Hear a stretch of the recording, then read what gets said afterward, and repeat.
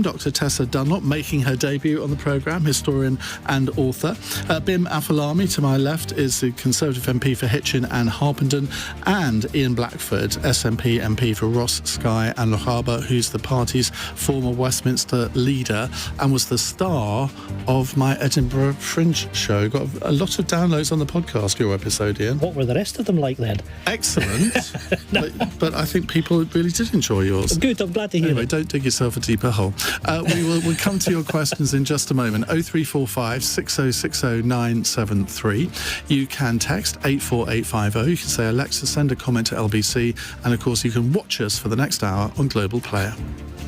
Call 0345 6060 973. Tweet at LBC. Text 84850. Cross question with Iain Dale. This is LBC. Well, let's start with the text question from Fiona in Leeds. Is James Cleverly, the Foreign Secretary, right to say we need to address how power imbalances cause problems across society in media, politics and beyond? Well, Mr. Cleverly told Sky News earlier, and I'll give you his full quote here because I think it's quite interesting. We see that in the film industry, the entertainment industry, and sadly, of course, we see it in the area that I work in terms of politics, where you have very, very significant power differentials, long working hours, people in that environment. Now, that is absolutely no excuse for individual misconduct, and people have to take responsibility for their own conduct. In those environments, I think institutionally, we need to be particularly vigilant. We need to make sure that we're going out of our way to protect the people that have less power than those around them.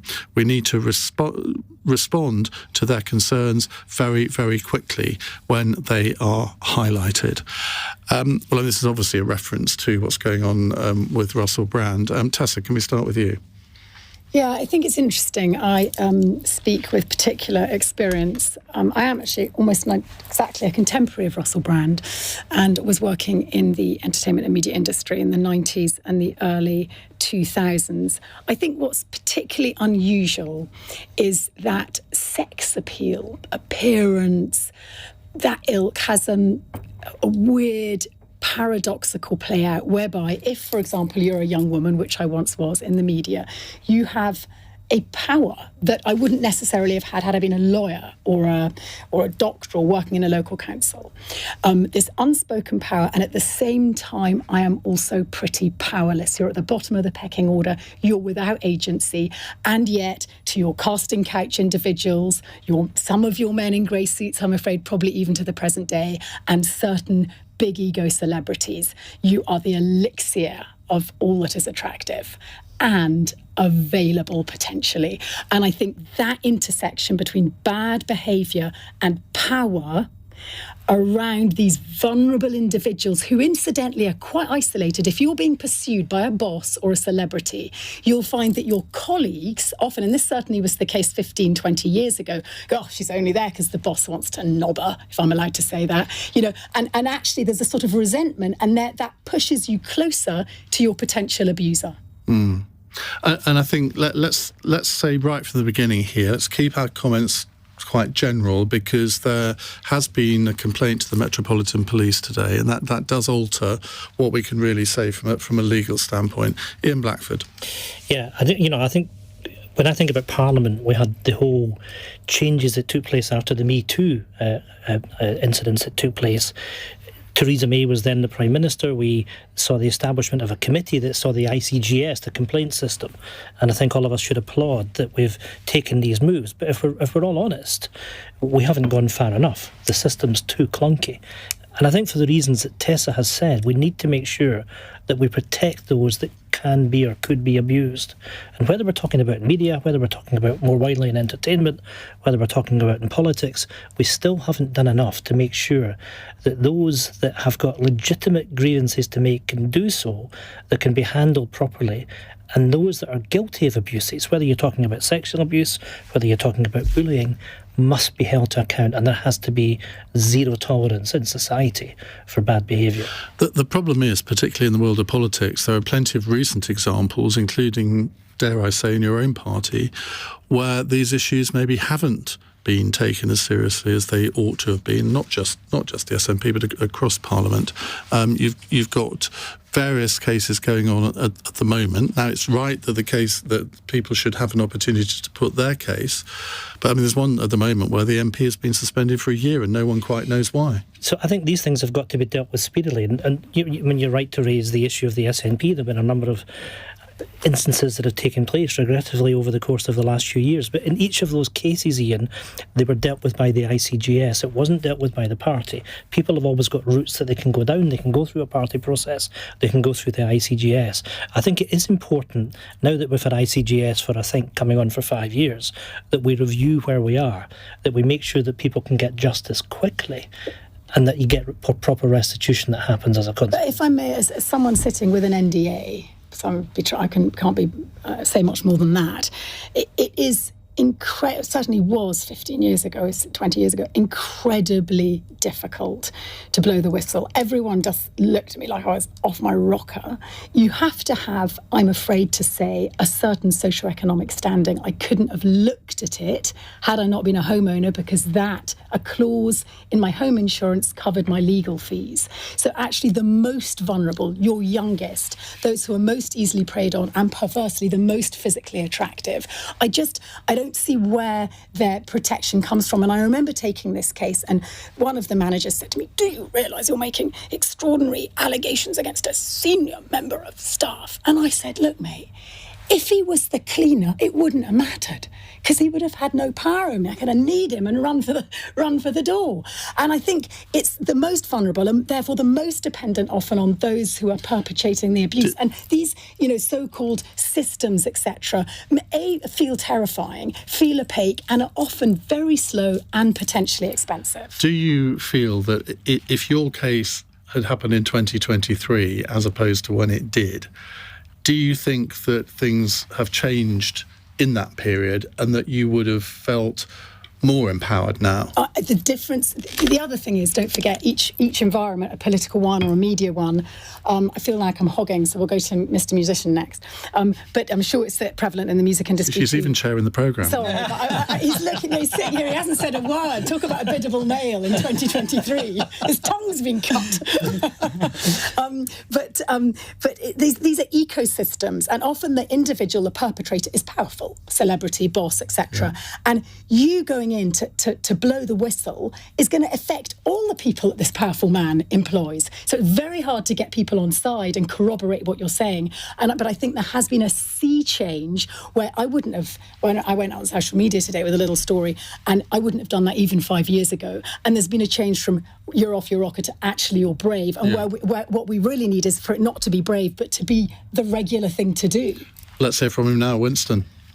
So I've worked in the music industry for 20 years, and it is full of degenerates and drug takers, alcoholics, broken people. And sex pests. And sex pests, yeah. But I don't think the primary issue here is one of power. I think it is that criminal behaviour is allowed to run rampant and is even celebrated. Alleged criminal behaviour. Well, I'm speaking more broadly. It is, of course, alleged with Brand, and I think it's a good thing that someone has pressed charges so that if he, as he refutes the charges against him, if he's innocent, he can take it to a court of law and show his innocence. If he is guilty, he can face the charges and face the crime and punishment.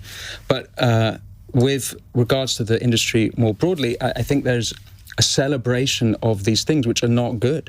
And, you take it, someone like Keith Richards, for a whole life, he's been taking drugs and he's celebrated for being this kind of essentially kind of degenerate buffoon, much as he's a superb guitar player, unbelievable instrumentalist and songwriter, someone I greatly admire for his work. But the culture, it's one we've got to stop celebrating. It's not a good thing.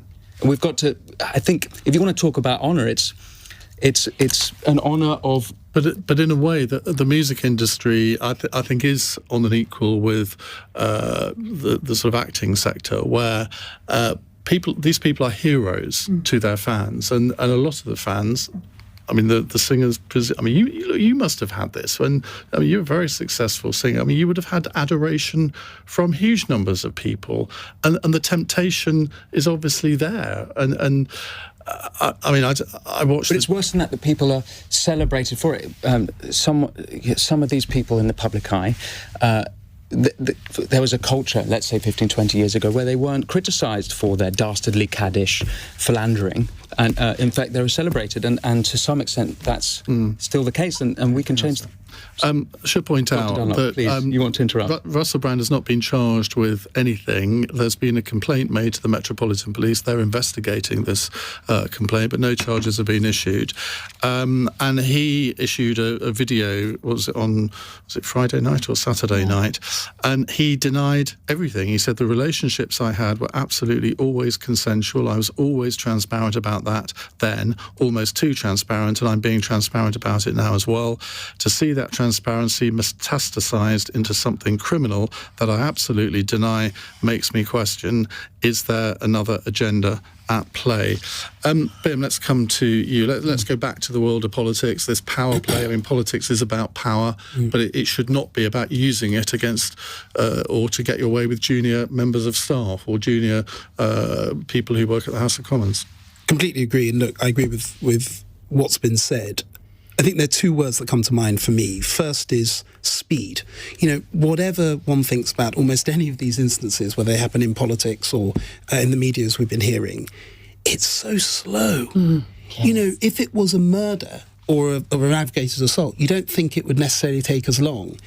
And I just think that there is something that all of these systems, whatever system and process that's put in place, it needs to be dealt with a lot faster, and that would encourage more people to come forward. It would also mean, on the other side of the fence, that if somebody's falsely accused, they're not sitting around for a year or 2 years, you know, waiting. And then the second word that comes to mind is fairness, because obviously we've got to be fair to the people who are the victims of it. And I think, Tessa, you put it very well, because there is that slightly bizarre, paradoxical combination of power and vulnerability at the same time. And I think that's really astutely observed.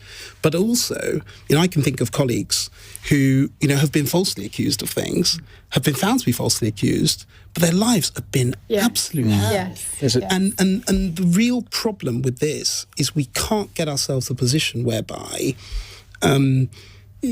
it takes so long, the process is so opaque, it's so difficult, that if something is wrong, on the other side of the fence, that person in a position of authority and power is then treated appallingly by the media, by their colleagues, Kevin by Spacey society. is a great example of this, You know, only a and month ago. I think that we've just got to make sure that we don't forget there can be a victim of false accusation as well. I would just say that's worth saying. Anyone who's having a nightmare on either side, keep hold of your text, never erase a single message, and don't delete those emails. They are your friends, because in these cases, the accused and the accuser are the two chief witnesses, which is why it makes it very difficult. Just on a point of culture, watching some of that, in inverted commas, comedy of Russell Brand, it hasn't dated. I mean, already, I don't feel that this is the sort of stuff that would be broadcast today. So there has been a sea change in what, especially is it Gen Z now? I think we should call it Gen Z, but it is apparently Gen Z. Okay, Gen Z would find acceptable. They take fewer drugs than us, they drink less than us, and also I think they're probably cleaner living than us. So there we go. Well, on that bombshell, let's move on to a different subject. Ian, can I mention one more thing on this topic? Very, very quickly.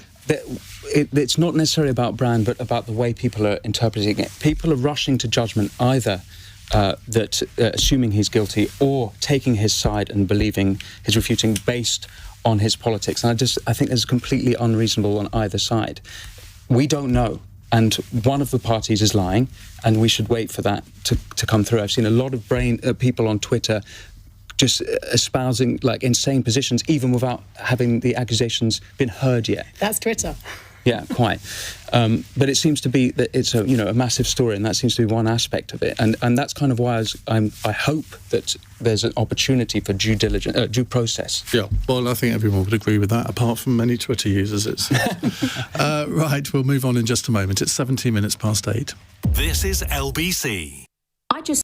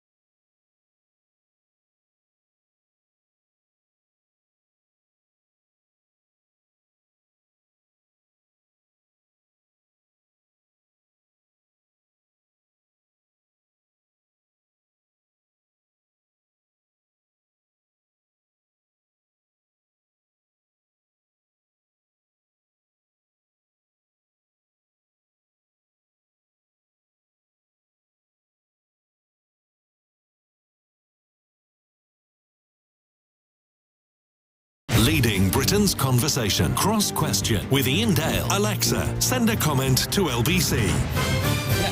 We have with us Winston Marshall, Tessa Dunlop, Ian Blackford and Bim Afolami. Let's go to a caller. Stephen is in East Grinstead. Hello, Stephen. Hi, good evening to you, Ian. Good evening, panel. Hi. My question's regarding Liz Truss, her time as Prime Minister, what I would call a period of kamikaze Trussonomics. If Boris Johnson is Punch and Liz Truss is Judy, have we had enough of the laughable Punch and Judy politics? Also, did their failures at being Prime Minister show us that's not the way to do it? Oh, very good. Liz Truss today defended her policies as Prime Minister 1 year since leaving office and called on Rishi Sunak to cut taxes, reduce how much welfare payments go up by, raise the retirement age and delay net zero targets. I'm sure, Bim Afolami, you agree with all of that. First of all, I congratulate the caller on his very well-framed question. My view is that both Boris and Liz in their own ways have shown us how not to do it as leading the country.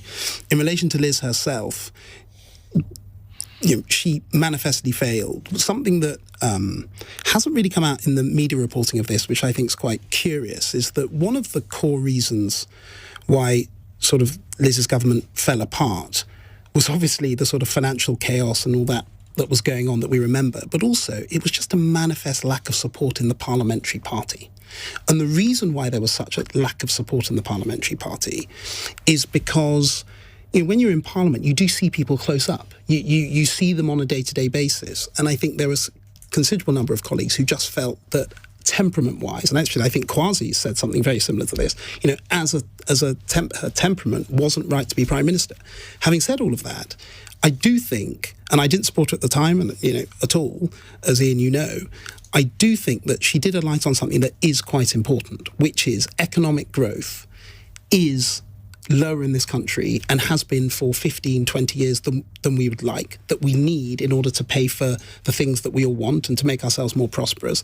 If our growth rate had gone up after the financial crisis by the same rate that it had gone up for the 15 years before the financial crisis, our GDP would be, I think, 22 or 23% higher today. And just imagine how much more money that is for our public services, for all of our families and households. But the problem with Liz is just because she alighted on the right problem didn't mean that all the solutions she was advocating were correct. And that's the tragedy for people like me and many others in the Conservative Party, and I'm sure the Labour Party, who do care about growing the economy. Isn't the truth that it's actually Rishi Sunak's fault that she was ever Prime Minister, because he persuaded some of his supporters, you may be one of them, Bim, to back Liz Truss in that second ballot over, so Penny Mordaunt wouldn't be able to be the one to get into the vote in the country? Nobody ever asked me to do that, and I've never heard anybody say that to me.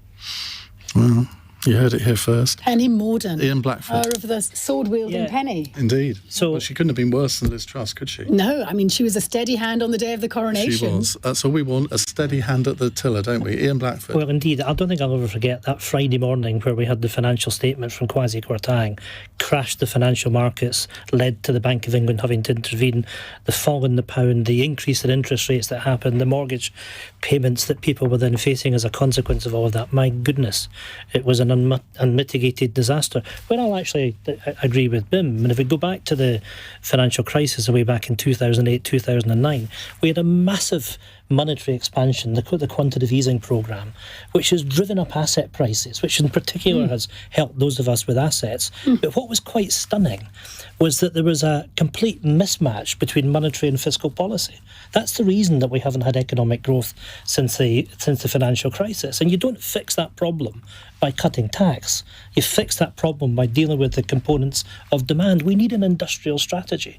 We need to recognise that we've got to get to net zero. I mean, it's nonsense today about talking about delaying net zero. We need to embrace the opportunities that the green energy revolution... But I thought we did have an industrial strategy, Ben. Well, didn't Greg Clark introduce one under Theresa May? Has that just gone by the board? I think there have been a few since Greg. I mean, what the truth is, we don't have one industrial strategy. We've got different strategies for different sectors. So, for example, we've had the announcement on steel. We've had automotive sector, BMW making the big investment. Financial services is doing better than it was. So we have strategies in different parts. It's all piecemeal. It needs to be done. You need to have a central strategy that says out of that opportunity to deliver green energy, that we need to create a competitive advantage. I've argued that the Scottish Government needs to have an industrial council in the First Minister's office with a secretariat with a relentless focus on delivering over the course of the next 10-year period. We've got excellence in academia. Where's the plan for the spin-outs and the real development of new companies for the next generation? The way that has happened in the States, for example, we can't run away from these things.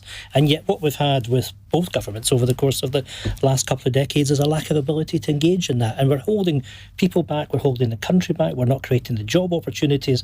And as a result, we've got public services which are now stretched beyond a level which is reasonable. That's the issue. And that's why what I would agree with you and I'd agree with Liz is that we need to deliver economic growth, but you need to have a plan for it. Well, just on that, the big missing part of sort of the strategy to increase our economic growth rate is actually the efficacy of the government. Looking at the Quango state is sort of out of control. It's sprawling.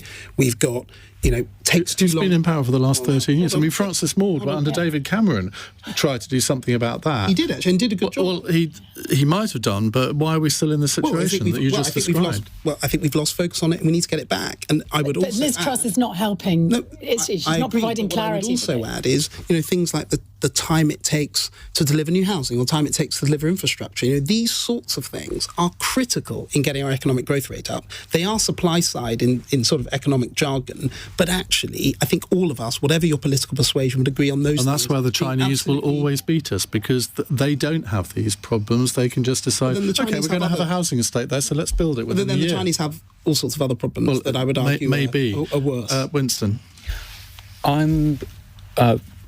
All of this to me is just a reminder. I mean, Liz Truss kind of personifies the lack of talent for me in the Tory party, and I say that with some respect, because it's not. I admire to an extent politicians. It's a difficult job, but I'm really worried about this country, and I agree with what you said about growth. The aspirational are leaving this country, and I know that anecdotally. And the entrepreneurs are leaving this country. We're in trouble, and I want to see from your colleagues the talent and the leaders come out with a real vision. And I don't know if it's necessarily a centralised vision, but something that's going to be like this, that's going to attract the brilliant minds of the world here, that's going to turn this around. 40% of this country are... this is something I've got from a Louise Perry article at The Spectator. Those of us earning 40 grand or less take more from the state than we put in. And that's really concerning. I don't really see how it's turning around. I don't see anyone with a vision to turn this round. Tessa, hang on a second. Tessa. First of all, what would concern me greatly if I was you, Bim, going into the next election, is that there she is hogging all the headlines today, Liz Truss. She's clearly playing a long political game. She wants to make something of a comeback in the wake of the predicted Conservative defeat, when the party will predictably probably tack to the right. So this is kind of dark. This is like skull and crossbones politicking. I thought, oh my goodness, she's sort of come back quite literally from the dead. Then we're going to get her awful honours list. So I feel sorry for you, and I'm sorry about that. But Bim, in comparison, is a very decent chap. I always was very wary, by the way, of Liz Truss. She's, again, one of my contemporaries. Me, Liz Truss and Russell Brand. We were a terrible lot, weren't we? Born in the mid-70s. It's your fault. It's all our fault. We're about to start a very bad rumour then. Iain, make sure the lawyers... Only your perverted mind. Blame it on Bim. But she studied politics. The election slogan. She studied politics, philosophy and economics at Oxford. We were off at the same time. Did you know her? No. Can I find the class of degree she got? When those two were head and head, Rishi and Liz, he was first class degree. First class. It was every single headline, Rishi's great brain. So I dug and I dug. I rang the university. I dug further. I can't find any classification for that degree. So if somebody could shed light on that matter, I'd be most grateful. No, she's a write-off. The Tories are predictably, probably, I'm afraid, because you haven't got the economic growth moving. I mean, what she said about productivity, you just needed to watch a recent panorama to know that the French French, they apparently the average worker, is worth £59 compared to the Brit who's worth 18, and yet we're working just as hard. It's just we have an ice cream scoop and they've got a great big electric squirter as sort of a metaphor for an example of how our economy is moving at the moment. It's very bad news. And finally and tragically, the United Nations Assembly this week, where previously Britain, as a leading environmental campaigner with big green revolution visions, we're a bunch of islands, we've got the capacity we have to embrace the green future is extraordinary. We're not. Oliver Dowden, who he is going, because Rishi knows, tail between his legs, he's drilling in the North Sea. Is he not going? Is Rishi Sunak No, he's not going. He's drilling to nowhere in the North Sea. He's too embarrassed, isn't he? I reckon. Why do you think Rishi's not going, Bim? I have no idea, but Oliver, is Deputy Prime Minister. I think he's senior enough. I was listening to an American station this morning, and they said this is because Britain used to be a leader when it came to green, but the current administration no longer leads. Yeah, I'm really worried about that because in Scotland we've got massive opportunities. We're about 5% of the offshore wind market in the world, but we need to create the circumstances that people want to come here to invest. And Winston, your point about talent, I think, is a very real one. We still got academic institutions right across the UK that excel. We encourage students to come here, and then we tell them they have to leave, rather than actually saying you have a right to make. That's assuming they get a degree because the lecturers are on strike and they won't mark the papers. Yeah, but the point is, I want people to come here and to make their future here, to be part of our story, part of our growth. We need labour, we need talent, we need to grow the economy. Unless you have. I thought we had a headline there. I know, I did. We need labour. Not that sort of labour. Okay. I'm reassured by that. Right, we'll continue with other subjects in just a moment. 0345 6060 973. It's 8:31 on LBC. Let's get the latest news headlines with Charlotte Morgan. The Metropolitan Police says it's received an allegation of sexual assault after a news report about Russell Brand. The actor and comedian strongly denies claims against him and insists his relationships were always consensual. The Vice President of the European Parliament has told LBC the EU is a package deal and can't be taken piece by piece. Sir Keir Starmer says a Labour government would tweak some of the UK's Brexit deal but ruled out rejoining the customs union or single market. And Liz Truss has urged Rishi Sunak to embrace her free market ideology almost 12 months on from her new mini-budget. Speaking today, the former Prime Minister has denied crashing the economy but has admitted being in a rush to bring about change. LBC weather largely dry in the southeast tonight with blustery showers in the far north, rain moving in from the west with a low of 3. LBC.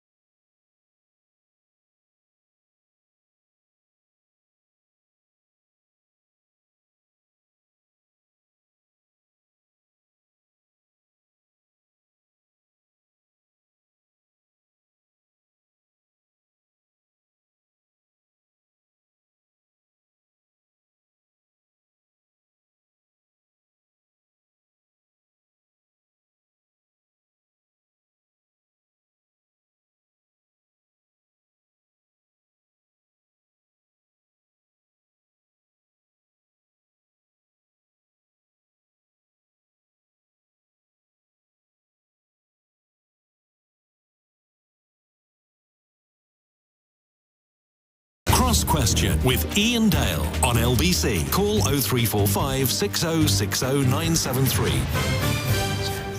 8:35 on LBC. With me in the studio, former SNP Westminster leader Ian Blackford. Are you missing the power that you had? No, I'm loving what I'm doing. I've just written this industrial strategy for Scotland.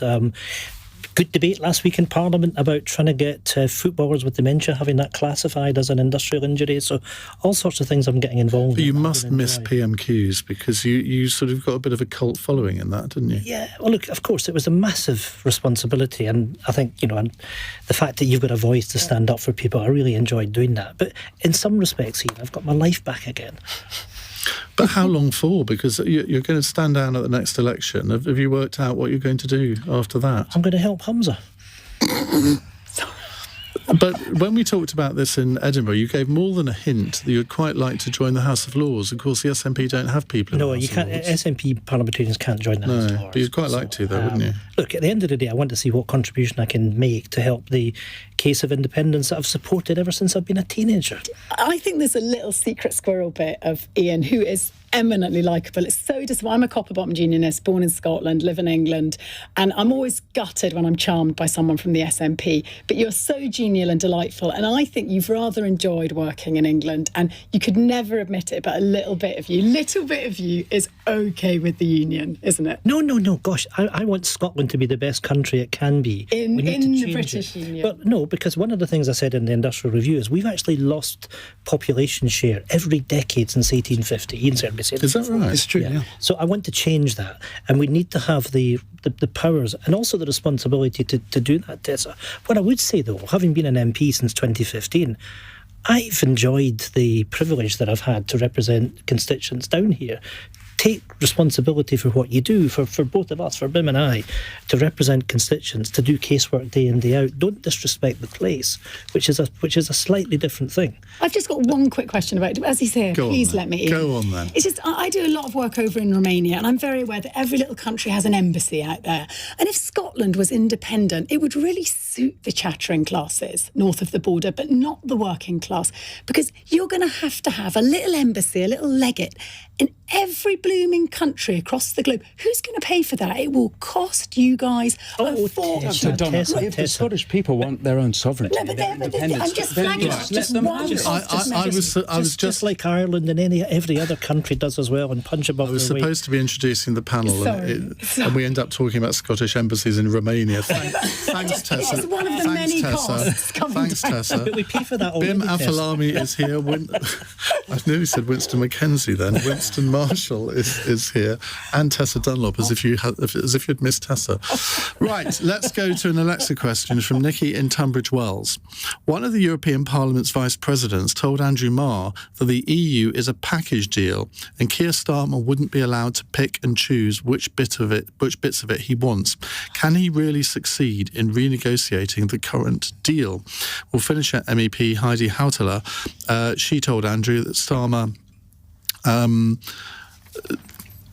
that makes no sense whatsoever, so I won't even bother to continue reading that bit. Now, you have already admitted that you are ultra Remainer. Yeah, I am. Tessa, what do you think? I think that it would suit both the European Union and Britain.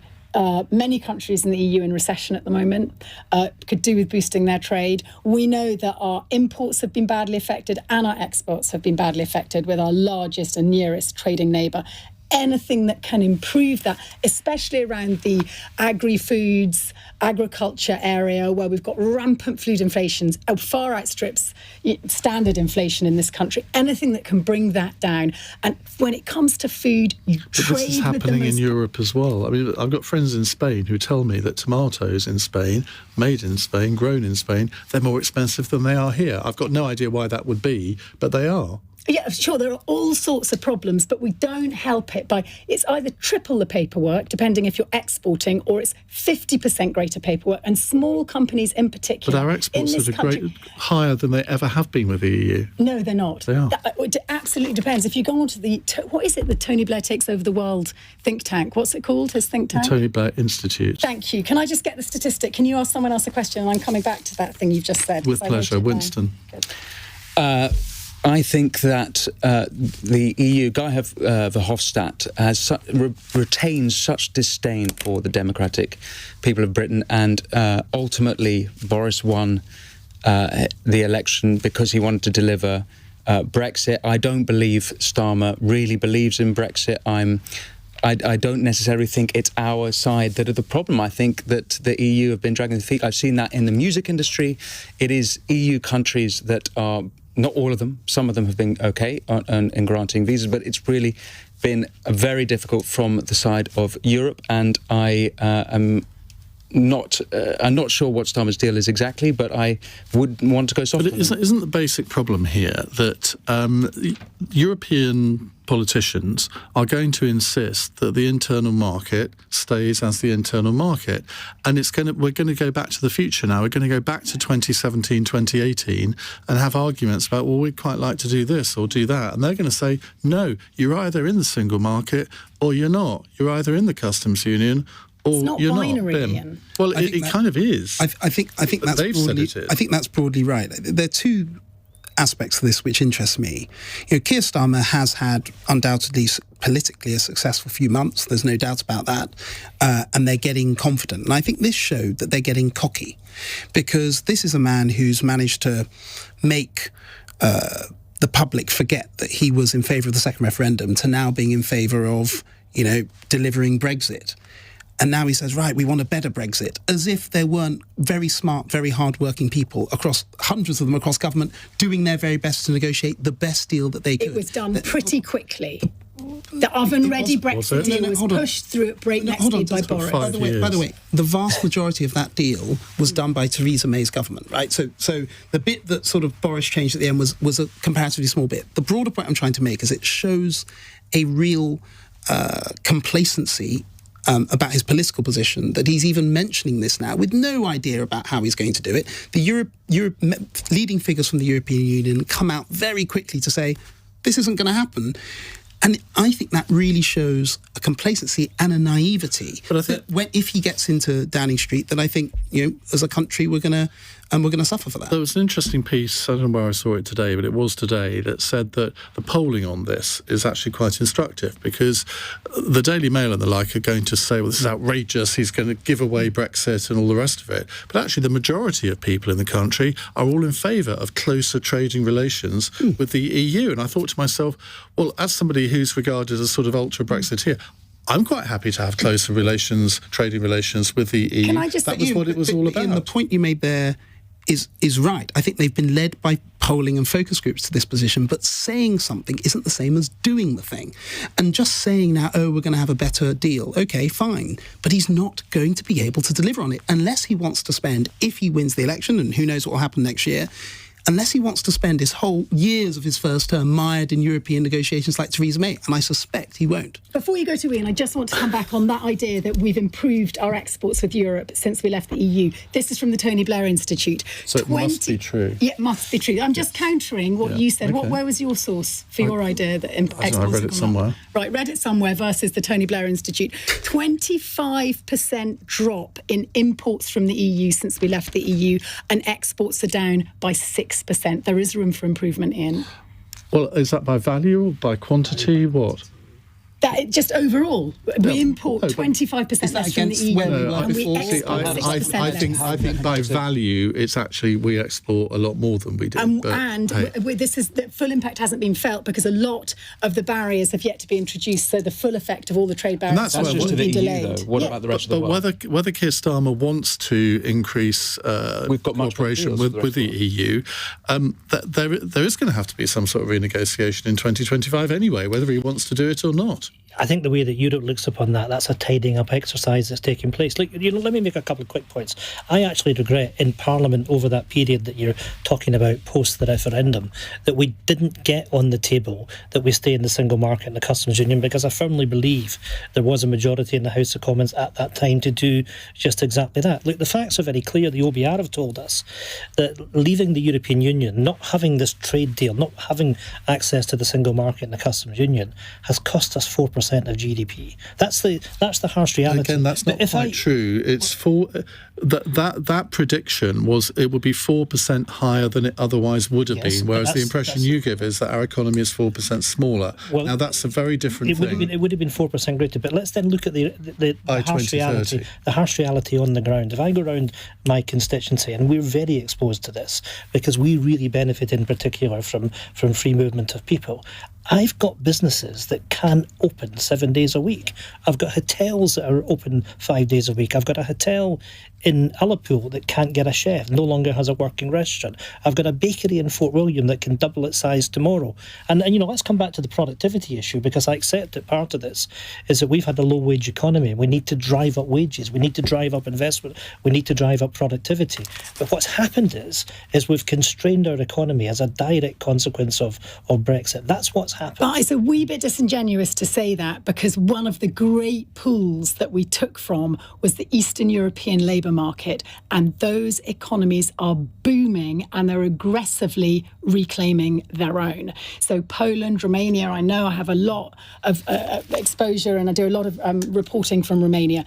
Their economy is growing at 4.8% a year. The average wage is well over £1,000. Their doctors and nurses got a pay rise 70% in 2018 because they were hemorrhaging so many workers. So Ullapool will have to look somewhere else. I don't think you and I are actually necessarily disagreeing, because we need to drive investment in the economy, drive up productivity, drive up wage rates. But in the interim, we needed that free movement of people in order to staff our industries. But the fact is, migrants this year. The fact is that from the EU, every year since Brexit, we've had net positive migration from the EU. So, I hear what you say about labour shortages. I'm sorry, last year with the 1.5 million migrant statistics, 600 plus of which were a surplus. Actually, if you looked into the figures, more people went back to the EU than came in from the EU. And we have a not labour according shortage. to the figures I've seen. But hey. Well, and we have a labour shortage. So we do have a labour shortage, you're right, but we've got a labour shortage because employers aren't paying the wages that employees think they should, and therefore, if they're not paying those wages, they'll go and find a job elsewhere. So I think, Iain, your point there is really instructive. We have now a very high level of net migration, and there are many people who think that needs to be brought down. At the same time, we do have some labour shortages in the economy. Now, if you'd said to me 5 years ago those two things both could be true, I'd say, well, it doesn't make any sense. Part of what's going on here is a post-COVID effect related to wages and lifestyle in certain industries. I do think hospitality, unfairly, in my view, has sort of suffered from a perception, particularly amongst younger people, that it's not really the sort of industry you want to be in. There's also a big preference now, and I see this in my own constituency, 40, 50 miles north of London. There's a big preference to working from home for a lot of people. In industries where you can't work from home, they're really suffering. So I do think there are some cultural changes, particularly post-COVID, that has meant, despite very high levels of migration, there are labour shortages in certain parts of the economy. And what I'm hearing from my constituents and businesses in my constituency is actually over the last few months, those labour shortages are actually coming down because of the Bank of England's impact. What can you guys do as government to get the people, those workers into the industries with labour shortages? That's the thing. It's about really making sure that. Well, the answer is nothing. It's not. It's not the job of government to do that. To be fair, what you can do is you can create the economic conditions, right? So part of what the Bank of England's doing at the moment is they're raising the cost of debt, which makes it, frankly, harder for businesses that were maybe just about surviving to continue. Frankly, a lot of those businesses are going to go bust. Insolvencies are already going up. That should mean that capital and investment in the economy flows towards businesses that actually are going to thrive more and are going to grow more. Well, that's just the natural process of capitalism, as you know very well, Iain. Well, and the surplus unemployed are going to go work in other places. It's not surplus unemployed. What I mean is then the businesses the right businesses will expand and then hire more people. Now, the problem is that takes a bit of time. Right. We're very late for a break, and I want to get 3 questions in the next section of the programme, so you've all got to be a little bit more concise, Tessa. Me? God, them! It's 8:49. LBC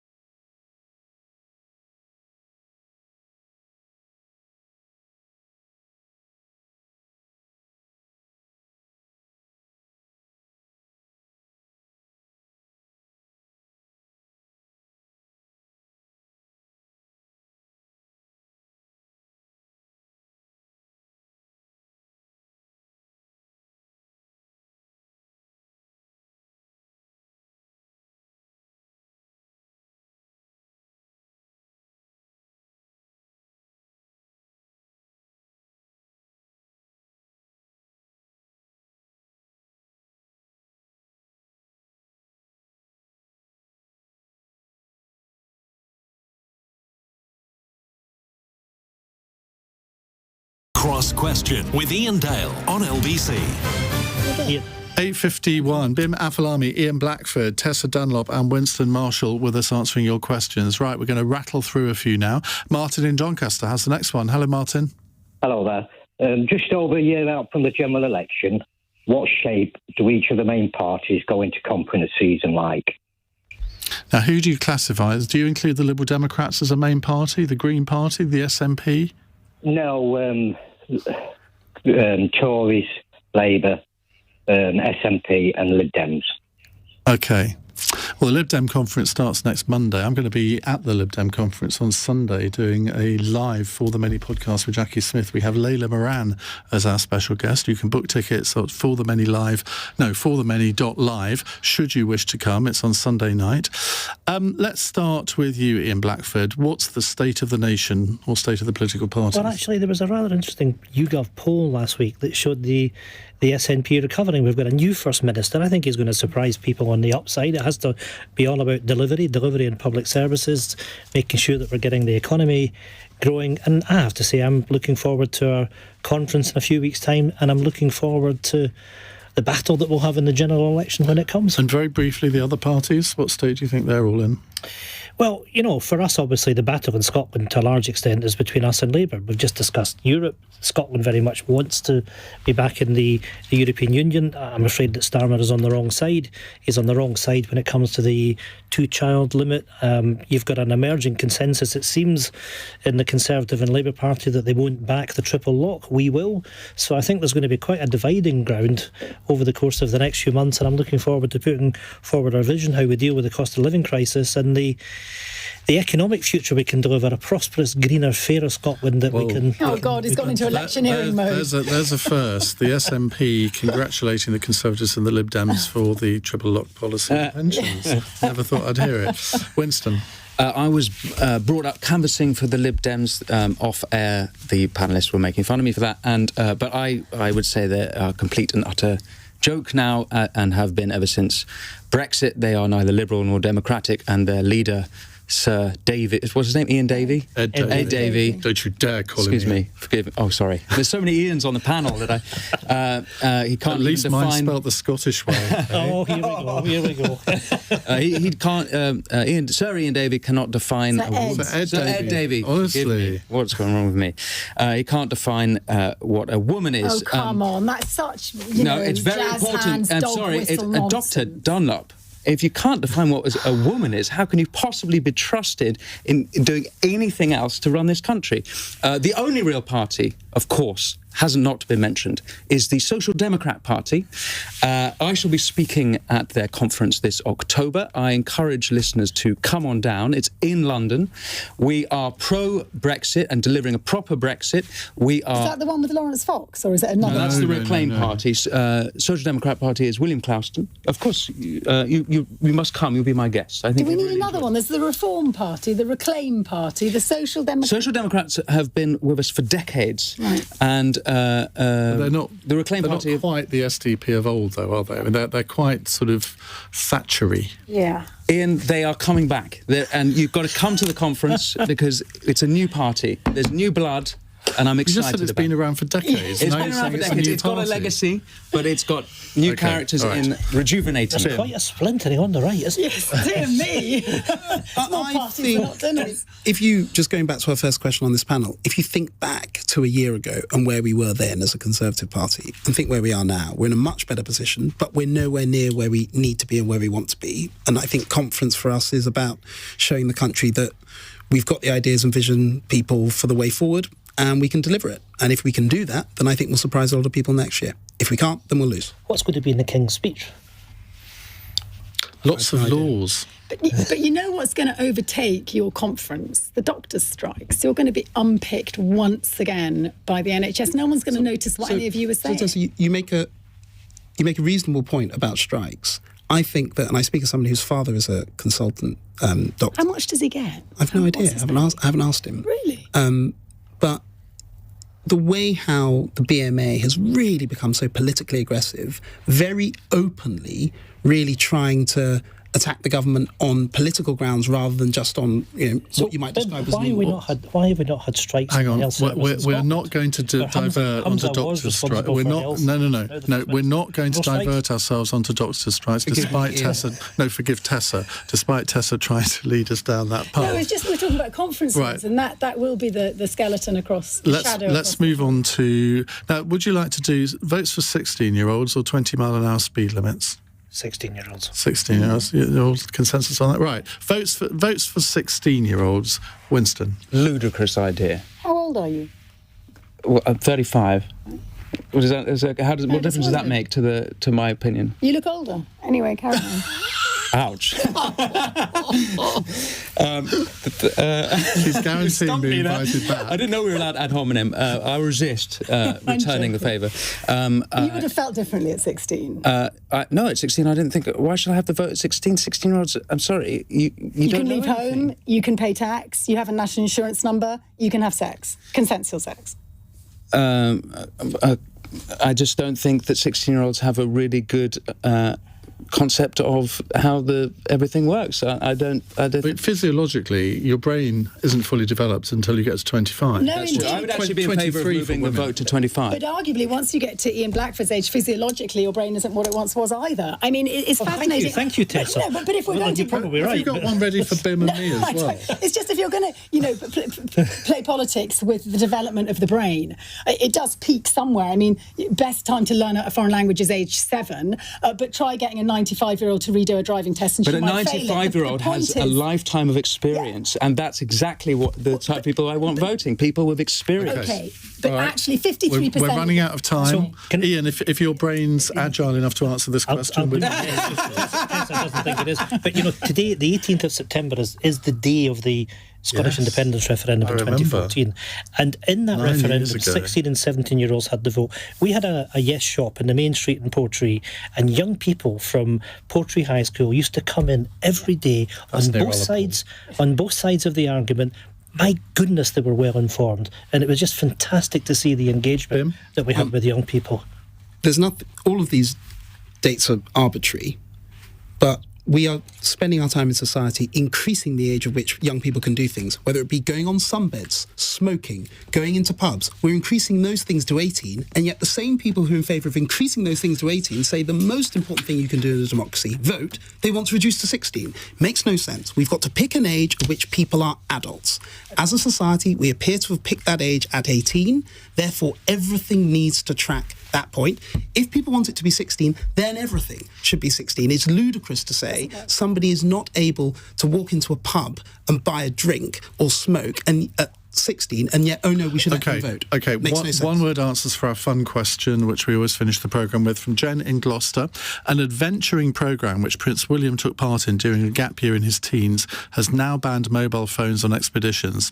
If Ian, i.e. me, took all of your phones away now, which app would you be desperate to open up as soon as you get it back? Tessa.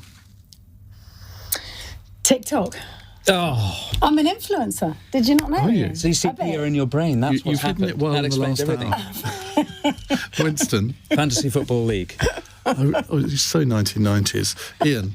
I don't really use apps, but the one I do is the BA app, so I can get down here to get on your programme. And continue using it, please. Bim, you can keep it. Spotify. See, I've never got on with Spotify. I love Spotify. What are you listening to, Bim? Well, Eminem's Curtain Call 2. Uh-huh. Jay-Z's and Kanye West Watch the Throne. No. Super tight. Love those. You need a bit of Mango Groove in your life. Look them up. I on downloaded Spotify to listen to Meghan Markle's podcast. Winston? Oh my goodness. What am I listening to? No, what's your answer to the question? You asked me already, but it's the Fantasy Premier League. Oh, you should do app. it. Sorry, my producer said What about you? The iPhone podcast app, because I'm religious about listening to lots of podcasts. Have you heard my podcast? No, I haven't. Marshall Matters, The Is it good? Spectator. I think you'd enjoy it. You should come on and speak. Would you be a guest of I'll mine? happily come on the podcast. it's beautiful. I will listen to it before I come on, though, just to make sure.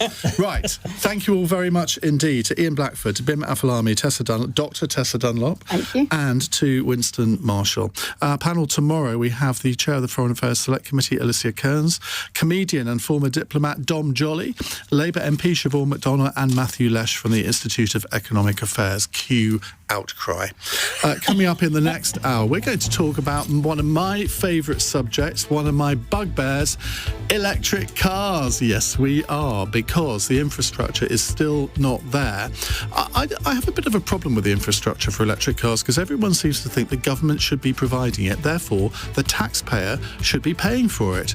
Does the government provide petrol stations? Do we as taxpayers pay for the infrastructure of petrol stations? No, surely it should be the EV electricity providers that are responsible for increasing the infrastructure, or maybe even the car makers. What do you think? And have you noticed any improvement in the infrastructure for electric vehicle charging throughout the country? Can't say I have. 0345 6060 973. On your radio, on Global Player, and Play LBC. leading Britain's conversation. This is LBC. From Global's newsroom at 9 o'clock, an allegation of sexual assault has been made to the Metropolitan Police after a news report about Russell Brand